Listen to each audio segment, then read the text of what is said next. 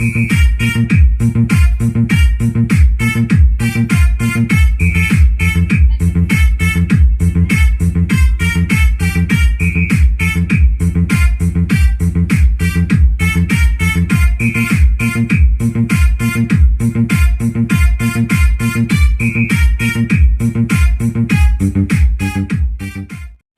mga lods, so ito, good evening. So gabi tayo titira ng amplifier, badly needed ng mayari. So ito gagawin natin. So ayun, magandang gabi, no. Magandang gabi sa ating lahat at magandang gabi din, magandang gabi din yun sa inyong lahat. At ayan, magandang buhay sa ating lahat mga idol, no? So meron tayong PBA dito na casing or case, no. So GPS 2600 watts, no. Oh ayan, no. 1,300 watts times 2 yung case. So yung laman wala na kasi nga ay kinain na ng kalawang.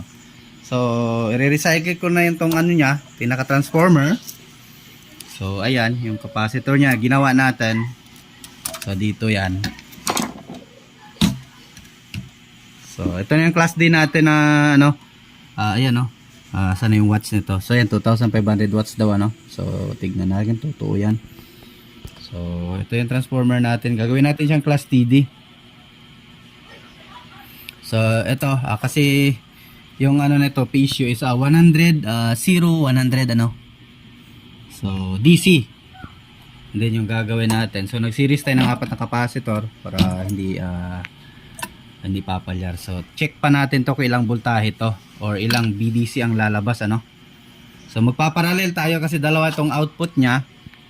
So ipaparallel natin tong ano nito, itong pula ata ang pinakamataas na voltahe. Kasi class high itong ano, itong PB class H, ano. So itong yellow yung low voltage niya. So tignan natin kung ano pwede gawin dito sa kanyang LB. So ayan. So ipaparallel natin to dalawang kulay pula. So naglagay natin ng isang bridge diode sa likod. Ayan. Dito natin papasukin yung itong dalawang pula, itong dalawang kulay red. Ay dito natin itatap, ano, sa AC side ng ating bridge diode. Yan yung isa naman dito sa taas. Yan, dito sa taas natin ilalagay. So ayan, tignan natin kung maganda tunog nito. So dito sa kabilang side maglalagay pa ako ng dagdag na supply dito para dito sa ating buffer. So ayan, or sa kanyang preamp, ano, kasi wala na, hindi na tayo maglalagay ng ano dyan, yung pinakalikod nya kasi wala naman to dun sumama sa board. So lagay lang tayo ng input dito, then papasukin natin dito. Ito, sana yun, input ito, itong wire na to. So tignan natin kung pwede pa natin ilipat para aabot, ano. Ito, dilipat na lang natin to dito banda. So bubutasan lang natin additional butas. Itanggalin natin to, then bubutasan. Tinanggal ko yung mga ano niya, yan, yung mga poste niya. So ayan, ito yung share ko sa inyo mga lods. Tapusin ko muna to at nang makapag ano tayo, no, makapag test tayo. So ayan, naka-ready na yung mga ano niya, potentiometer. So tignan ko kung anong pwede ilagay dito sa signal na lang siguro yung lalagyan ko, or pati itong power, ano. So itong DDT, wala tayong DDT. So parang maximizer yan siya ng ano, no, yung DDT. Ang maximizer ng audio. So ilalagay pa tayo ng ano, 12 volt supply, no, sa bias at sa kanyang relay, sa kanyang supply na kanyang speaker protect, ano. Ayan dyan, sana yun. Where are you? So ito. So ayan, naipit ito, supply na kanyang relay. So separate PSU yan lalagay natin. Tignan natin kung ilang voltahe to, itong dito, kung anong ilang volts tong meron dito, no. Pwede lang to gawin natin dito din, dugtungan na lang natin. So ayan, papaganahin ko muna itong transformer, tester ko yung mga voltahe nito. So tingnan ko kung lalagyan ko ba to ng soft start. Lagyan ko ata to ng soft start, ano, para mas maganda. So, ayan, continue lang tayo mga lods. So, bago natin ito simulan, baka hindi ka pa nakasubscribe dyan sa Kimuting Channel, ay pa-subscribe na po at napag-hit ng notification bell at ilagay sa all para laging updated. Yung mga gusto magipagkaibigan dyan, yung may mga channel, comment lang kayo sa baba ng ating video at dadalawin ko lang kayo, no? So, sisipitin ko lang din yung ano nyo, palaisdaan. So, may nag-order sa ating Shopee. So, mamaya na yan. So, ayan, continue lang tayo mga lods. Ito mga lods, update tayo. So natapos na ating assemble. So hindi na ako nakapag-share kanina ng paunti-unti ano. So in-assemble ko na lang siya kasi ngayon kukunin to. Minamadali na tayo. So ayan yung main hub natin. So yan. 8 capacitor para kaya niyang i-supply yung ano natin. So yung transformer pala nito, yung sa PB, sira pala. So pinalitan ko na lang ibang transformer. So ang nilagay natin ano, 57057. So mas maganda sana kung meron tayong ano no 70070. So ito yung mga power supply ng ano natin. Ito yung ating regulator. So ito yung sa blower natin. Nilagyan natin na regulator yung blower kasi mataas yung transformer. So masunog yung ating 12 volts. So ang nilagay ko is ano lang 7809 ano. So 9 volts lang para hindi masyado malakas yung blower natin. And then ito supply ng ating relay yung dito. Ayan. Kasi 12 volts lang yung supply niya. And then ito siniparate ko yung supply ng ating buffer. So itong buffer na to. Ayan, ito buffer. So nandun din yan sa shop niya. So itatap ko lang yung link no. Tignan niyo na lang sa description or sa comment section. Ipipin lang natin. And then ito yung supply ng ating ano ito. So ito na yun no. So positive positive ground, negative. So ayan. Ito dalawa. 7812 at saka 7912. So ito extra na lang to in case kung gusto niyo sa dagdagan ng blower dito, 12 volts. So ayan, extra na lang yan ano. And then ito hindi pala siya pwede ipagsabay dito mga lods ano. Kung dito lang tayo kukuha sa kanyang kunyari ito, kukuha tayo dito tapos i-tap natin dito sa bias niya na 12 volts ay hindi siya pwede. Pumuputok, nasusunog yung regulator. Buti hindi nasunog to kanina. Kala ko pwede. So ayun at siniparate natin ito. Ito yung siniparate natin ano. Ayan. Yung adapter 12 volts na 1 ampere. So ginanyan ko na lang siya para hindi siya magka-ground. Hindi na ako mahirapan. So ayan. Tinatayo ko na lang siya. So ayan, ito for testing na to. So kung bibili kayo nito, mas maganda gawa kayo ng ano, or SMPS yung bibili yung supply or transformer na mataas ang amperahe kahit 65 or 70 BEC no, na nasa 15 to 20 ampere. So mas maganda yun, mas malakas yung hatak nito kasi malakas na amplifier yan eh. So kunting pihit lang yan mamaya sa ating volume. So hindi ko na nilagyan ng ilaw kasi makikita naman kasi wala pala tong cover. So ayan, si sir na daw yung gagawa ng cover nito. So ito at kuha muna ako ng easy cord testing natin. So ayan, bago natin ito simulan mga lods ano, ay baka hindi ka pa nakasubscribe dyan, pa-subscribe na no. At bago natin ito testing, so or pa-like na din kung ito yung inyong nagustuhan. So ano, so continue lang tayo at kunin ko muna yung easy cord. Ito may easy cord na tayo. So power na natin. Ayun o. Ayun. So music tayo.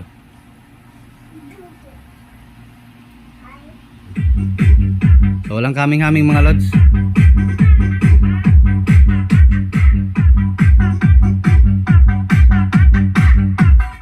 Ganda ng bass niya.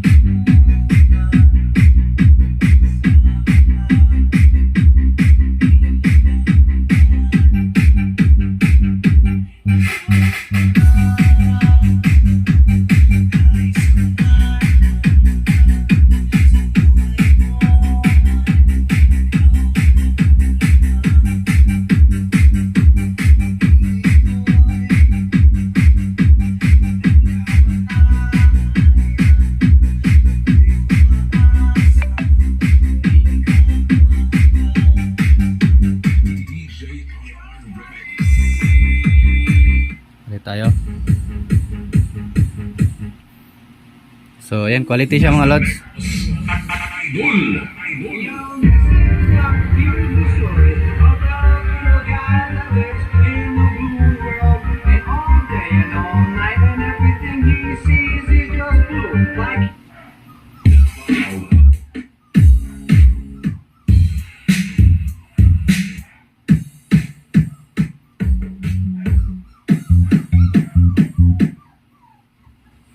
Basta Negros Idol.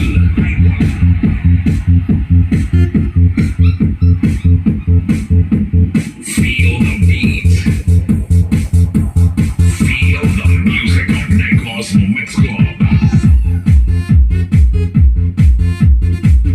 So mag-headset kayo mga lods, ano? So pakinggan yung bass niya, napakaganda ng bass niya. Kahit wala tayong tone control. So meron na tayo preamp, no?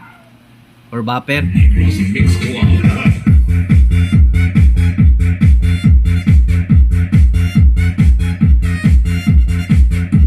So isang speaker pa lang yan.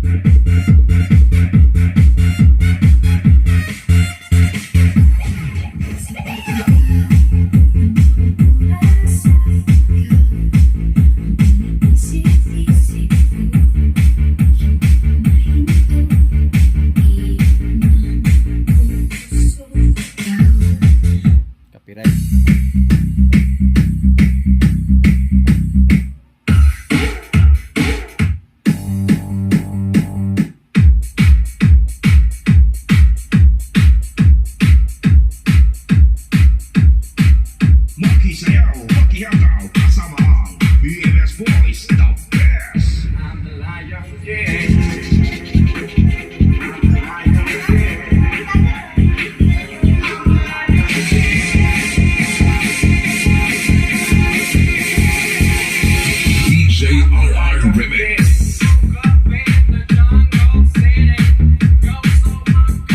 So yan, baka nagustuhan yung video natin mga lods, ano? So at palike na po at yung mga ano dyan kakapasok pa lang sa Timothy channel, maraming salamat at ayun at sa mga ano ko dyan, sa mga suki ko na, so ayun, maraming thank you, no? So yung mga gusto magpapa-shoutout, comment lang sa baba nating video or mag-comment lang kayo, no? Ang ganda ng bass niya mga lods, buong buo.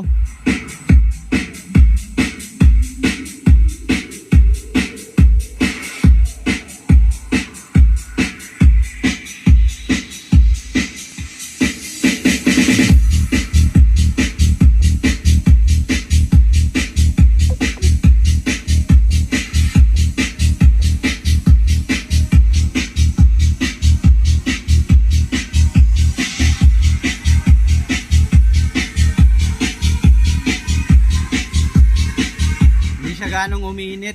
So yung speaker natin 1000 watts na ginamit natin, ano.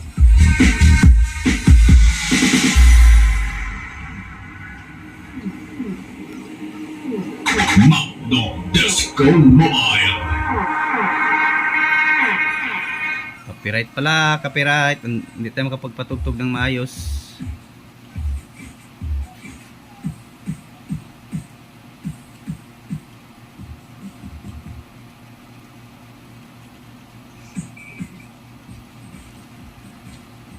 So ang presyo pala nito nasa ano lang mga lods, nasa 2,000 plus lang.